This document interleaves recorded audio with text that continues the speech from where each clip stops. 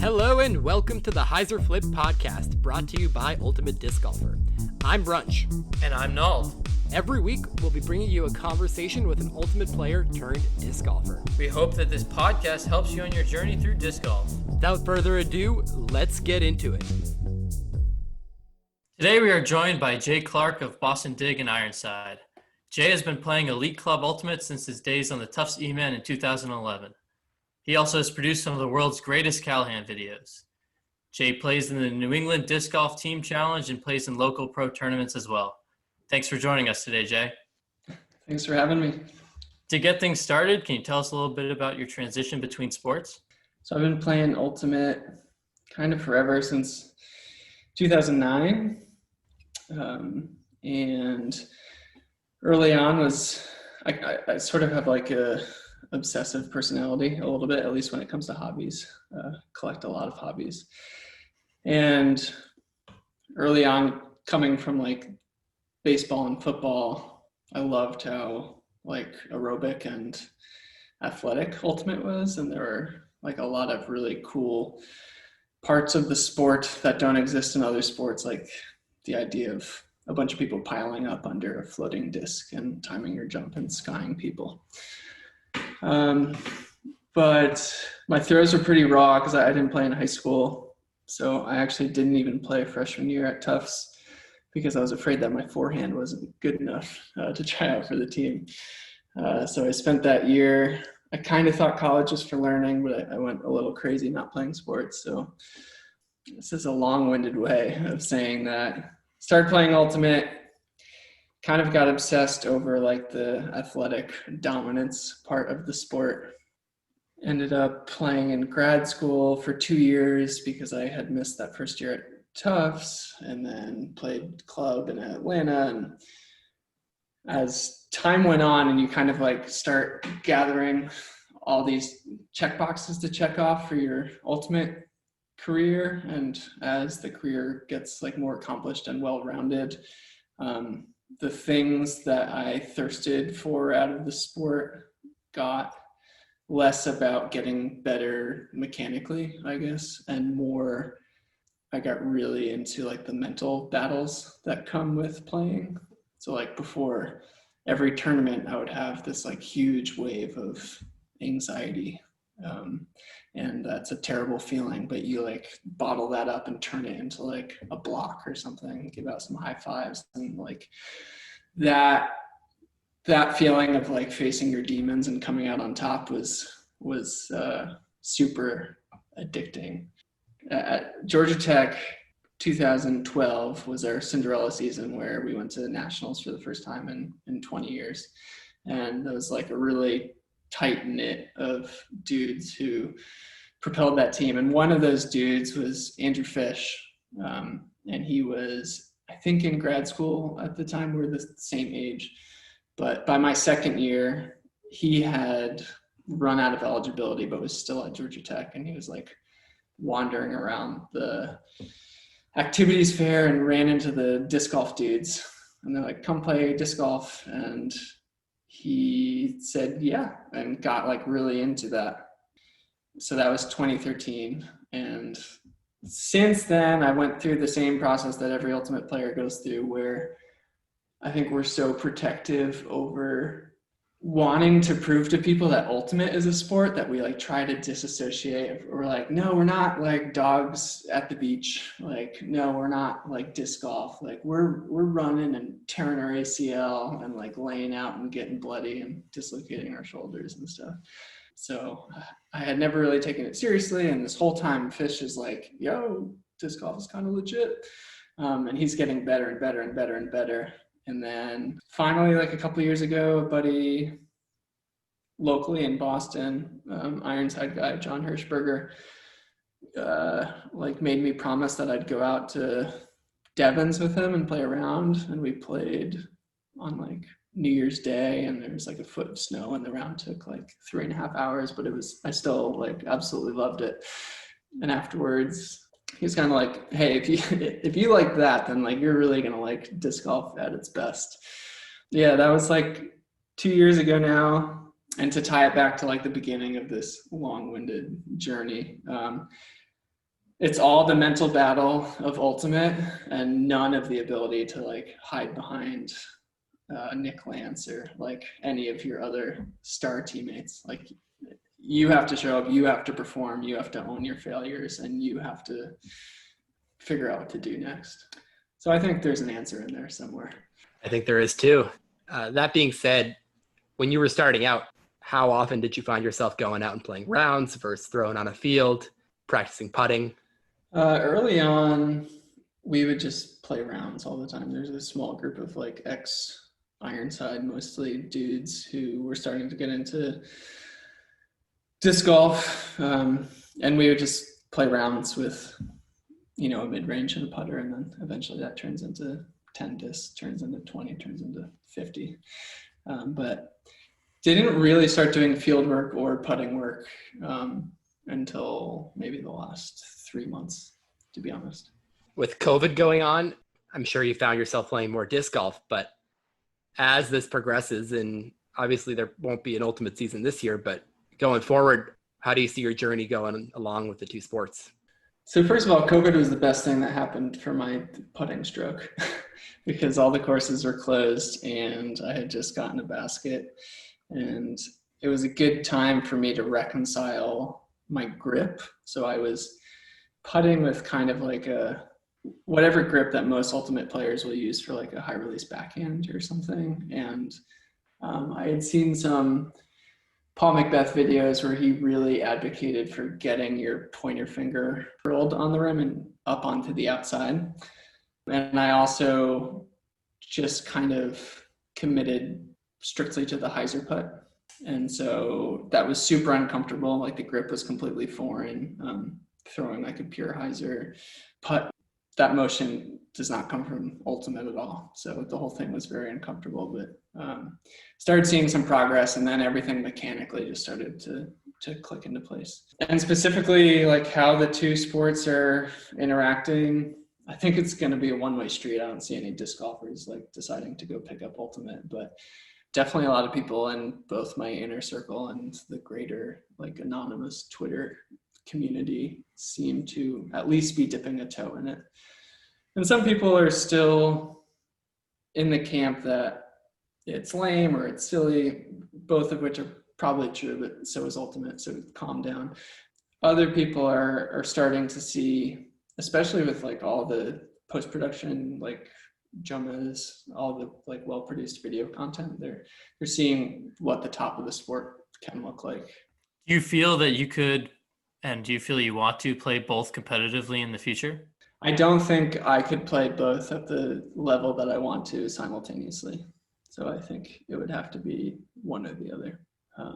And I'm not ready to comment on that specifically. We won't ask you to. So besides putting, when you started out, what was the hardest part about transitioning from ultimate to disc golf? So there are a couple of throws you get for free, like any backhand under 200 feet with like a buzz or a rock is more or less free, or like a Nova or putter. And forehands around that range, maybe a little closer, 150, are also more or less free. Big backhands off the tee probably take like 3 days to convert. There's like this relearning process where you realize that like flat and ultimate actually means like negative 30 degrees of Hyzer. So you have to really challenge yourself to what feels like turf the disc into the ground like 5 feet in front of you. Forehands off the tee have been wild. There is nothing really close to that in ultimate. I've learned a ton about my ultimate forehand by learning my disc golf forehand. I'm just now feeling like my disc golf forehand doesn't involve this like mental mechanical adjustment. Whereas in the past, I'd have to like think about throwing it into the ground or think about throwing it with a bunch of Hyzer to try to convert what my body thinks it's doing into what it's actually doing. So I mentioned this on a previous podcast, but I picked up the forehand pretty quickly, and I actually favor it on a lot of shots, especially, tight gaps, which I think a lot of disc golf players do. And Brunch and I have the theory that comes from my baseball background, because it's a lot, like the motion is very similar to swinging a bat or a sidearm pitch in baseball. And you mentioned off the air that you had a baseball background. Did that help you at all, or do you think that just the difference in the motion from ultimate is so wild that it took you a while? So we're talking like 350-foot forehands, like that kind of distance. Yeah.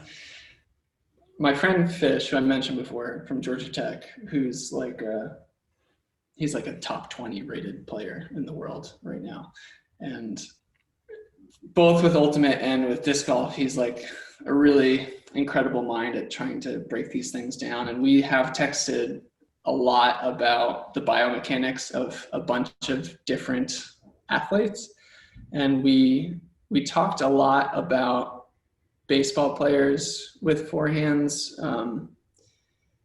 for at least bracing, or baseball batters specifically, for bracing against that lead foot and kind of building up your core around it, because that's not really something you get to employ much in ultimate unless you are in the power position or you are throwing a forehand pull. But then we started watching a lot of like sidearm pitchers because they have way more exaggerated loading and unloading of their hips. And so that experiment, I think, ended up being more fruitful for me than pitchers.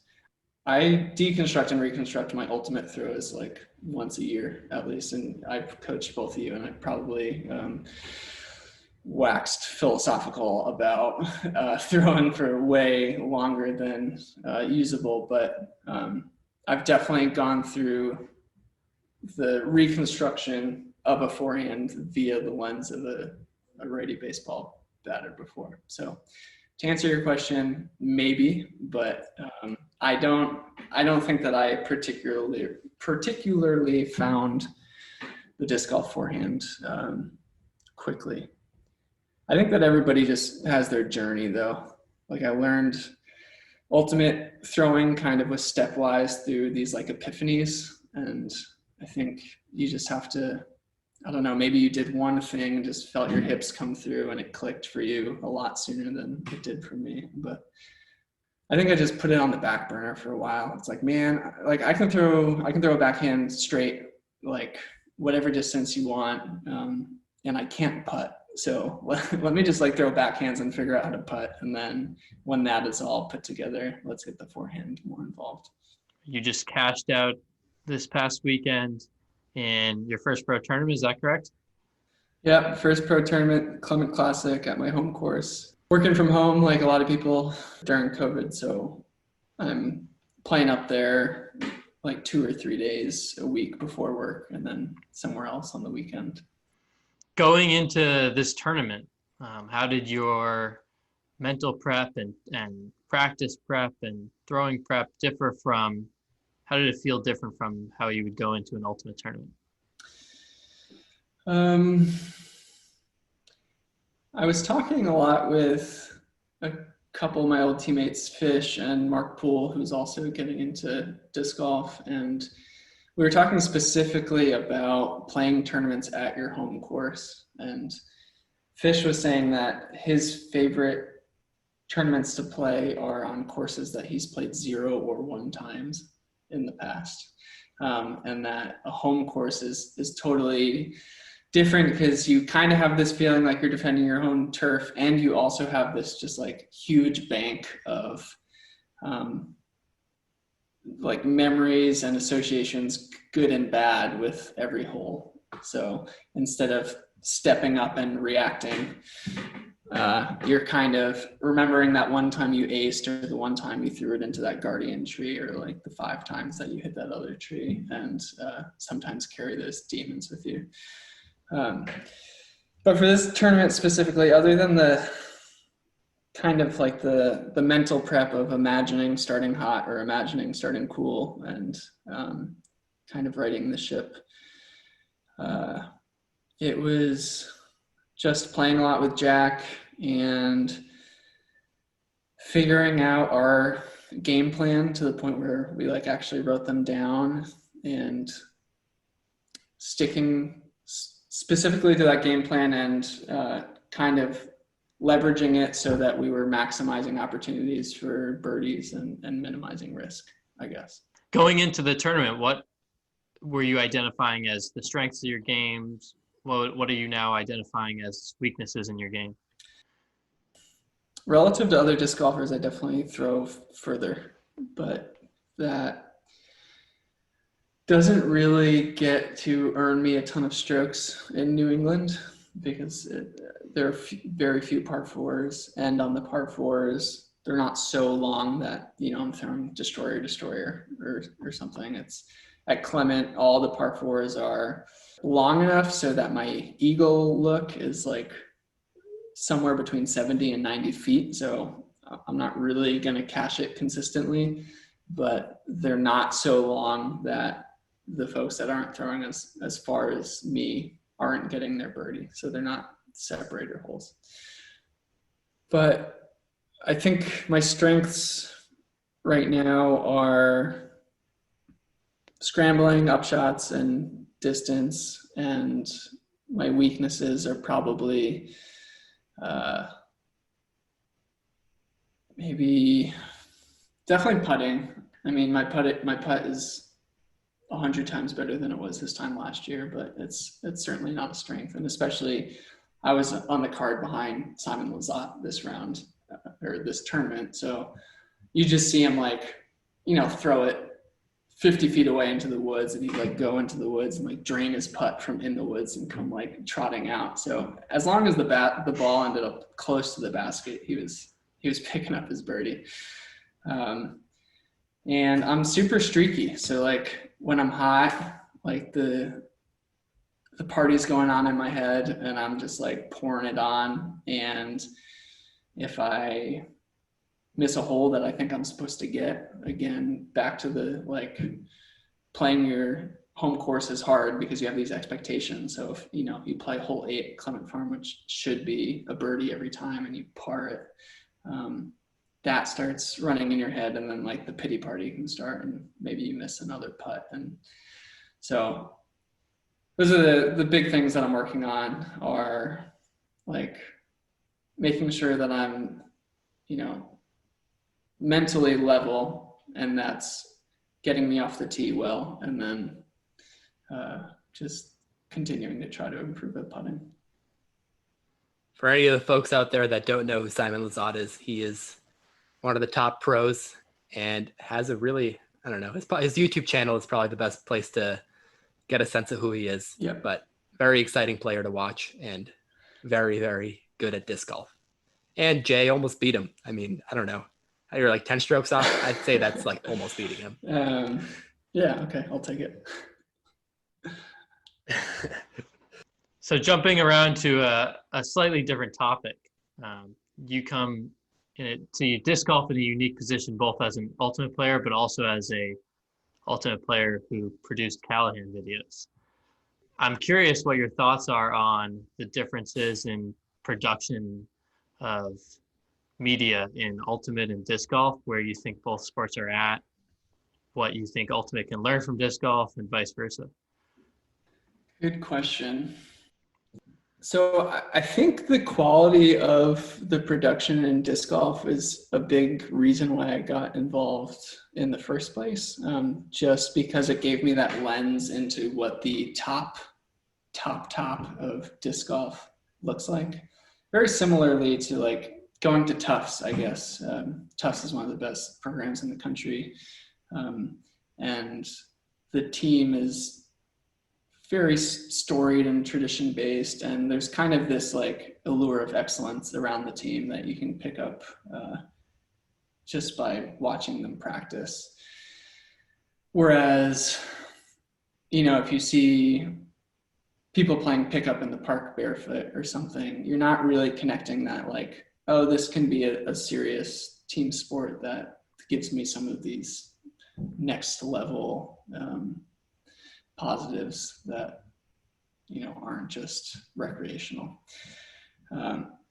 And I think that's finally what made it click, because every time you go play disc golf, you see kind of the surrogate, you know, barefooted people who are pounding beer the whole time. And that sounds like a great afternoon to me as well, but wasn't the thing that was going to get me super addicted to playing.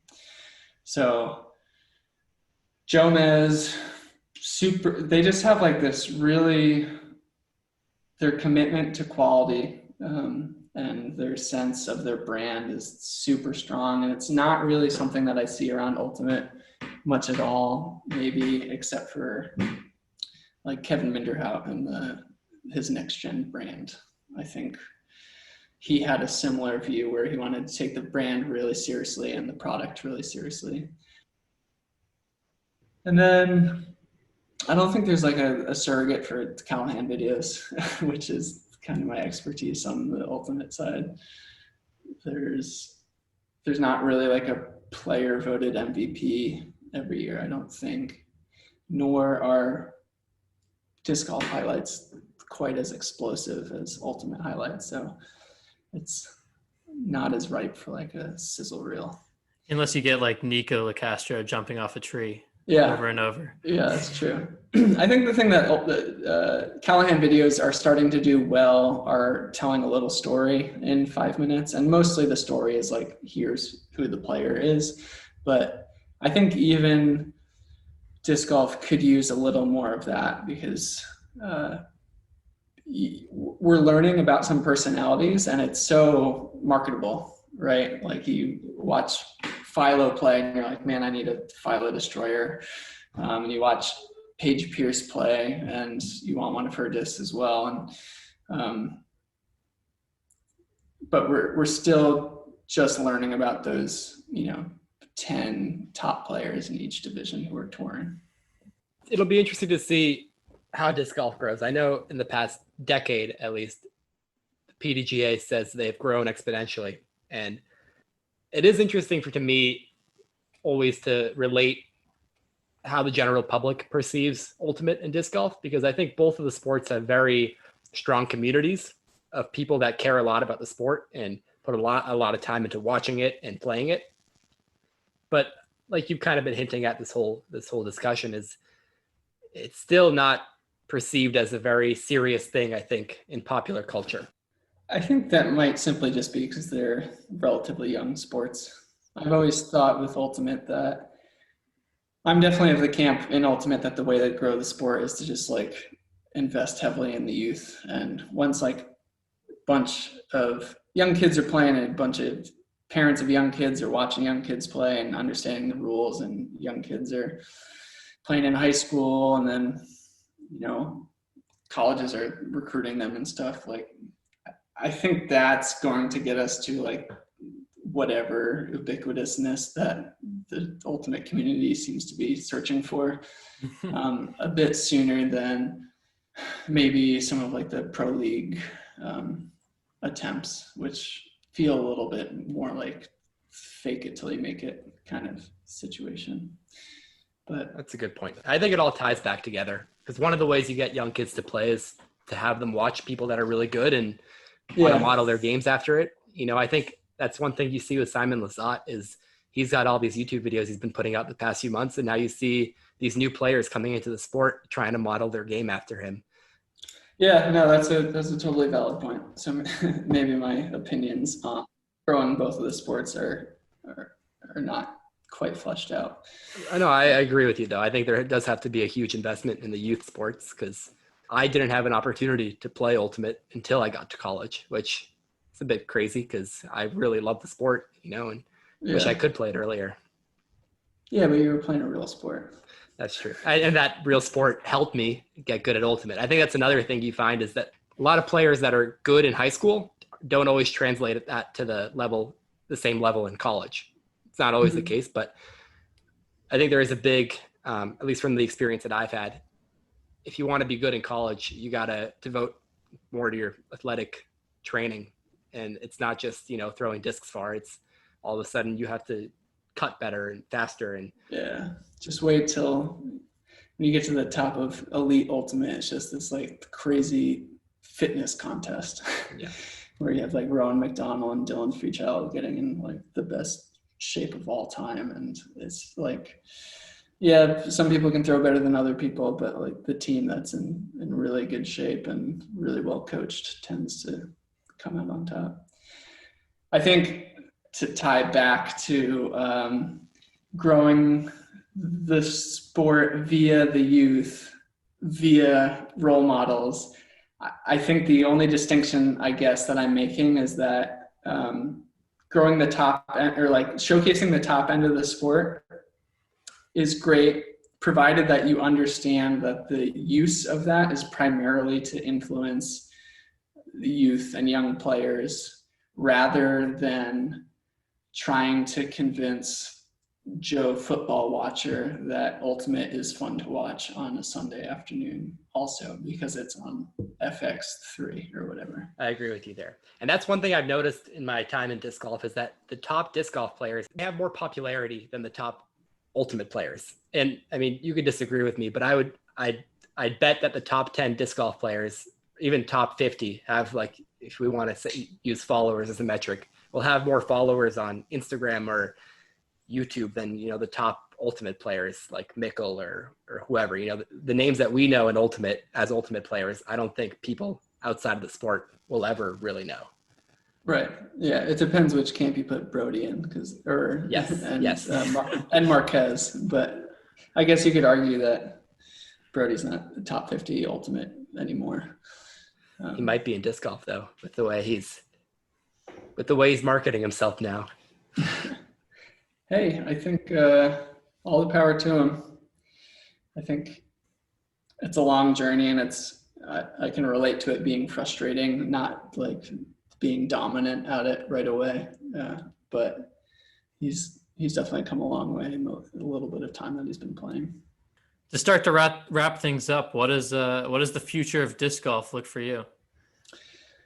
I'm excited to just go all in as much as possible. I have a little bit that I'm surprised hasn't come up yet, but now that it's getting harder and harder to commit to Ultimate seasons as I get older, because like when you play when you're younger, there's like this huge social aspect that is awesome. It's this brotherhood that you're building, right? And you're learning a ton, and I don't have to explain to you why playing Ultimate is great, but the older and older and older you get, like the more you have to rationalize to your family, which might be growing, like your wife and children, that like, it is important for me to go leave for 3 hours or 4 hours on Saturday and on Sunday. So like, no, we're sorry, we can't go visit your parents in Martha's Vineyard or whatever, like, cause I gotta go train with the boys, you know? So like some of the upsides start to fall off. Like you're not really leaning on it as a social crutch. You don't necessarily need it to get the fitness because you're prepared to train yourself. But you're still addicted to it because, hey, it's fun being one of the best people at something in the world. And two, like you're addicted to that mental battle that you get every tournament day. And so disc golf is this alternate universe, right? Where I'm the team, I set the team culture, I set the team schedule, I set the team goals. And there's a course on Martha's Vineyard that you can play. I've never been to Martha's Vineyard. I don't know why I use that as an example, but it sounded like a place that in-laws go to. But yeah, if I need to cancel practice for this weekend to go to Martha's Vineyard, like that's fine. If I skip out on like DiG or Ironside practice to go to the in-laws, like I'm getting a bunch of texts and a bunch of people are like, dude, are you in this or are you not? And so at this point, I know what it takes to commit to like a team that is trying to win nationals, and it's a lot of time.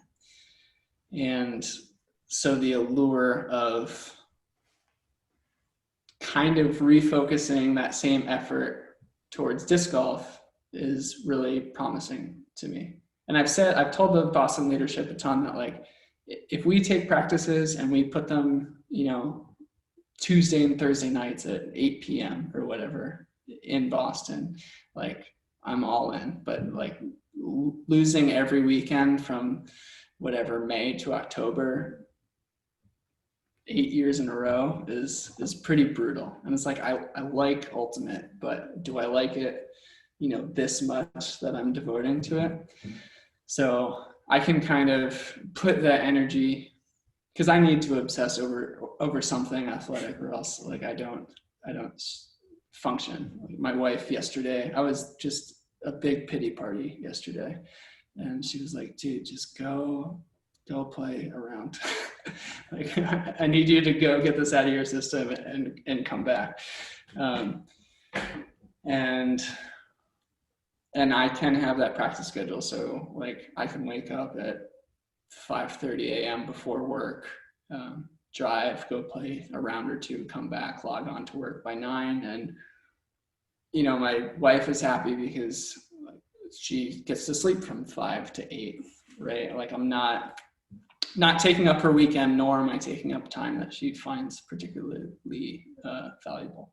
So I think the short answer, no, not a short answer. The end of the long answer to your question is that I'm going to continue trying to be the best disc golfer that I can be, because I think it's at the bare minimum, it's a great hobby to sign myself up for now. I already have this like huge skill set that I've acquired over the last 10 or 11 years. And I'm, people on my team challenge team are like, pushing 50. And I see people out on the course who are in their 60s. Like, I'm definitely not playing Ultimate, for that much longer. Same as I haven't played 9-on-9, hardball baseball in a while, or played tackle football in a while. But it seems like, at a bare minimum, a hobby that I can take way into the future. Dude, it's free. You can bring your dog. It's like gorgeous. I think it's like one of life's best kept secrets right now. And then at a maximum, I'll throw the kitchen sink at it, and I'll, try to go to a bunch of pro tour events and try to get better and better and better and see how competitive I can get. I think mechanically I have what I need to be able to compete. So it's just a matter of putting it all together. If you are missing Ultimate and you're looking for a lower commitment, Nald and I run a team called Somerville Bag. It's all about having fun, and we'd love to have you. You can come to whatever practices you want. You don't have to come to any if you don't want. Just come to regionals. That's sectionals.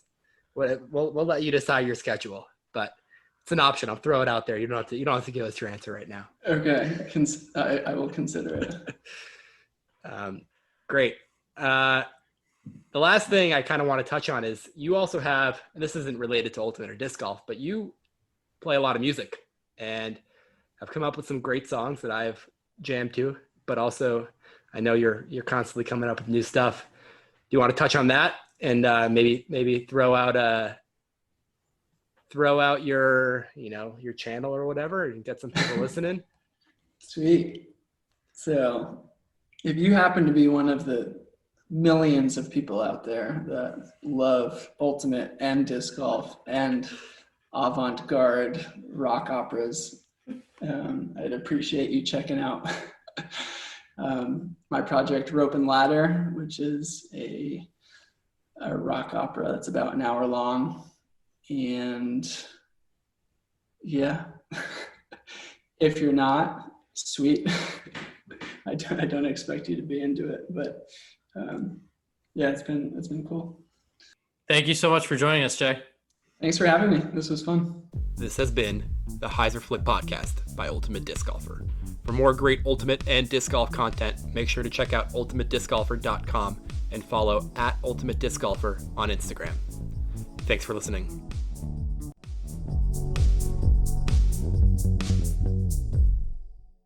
Have a nice day.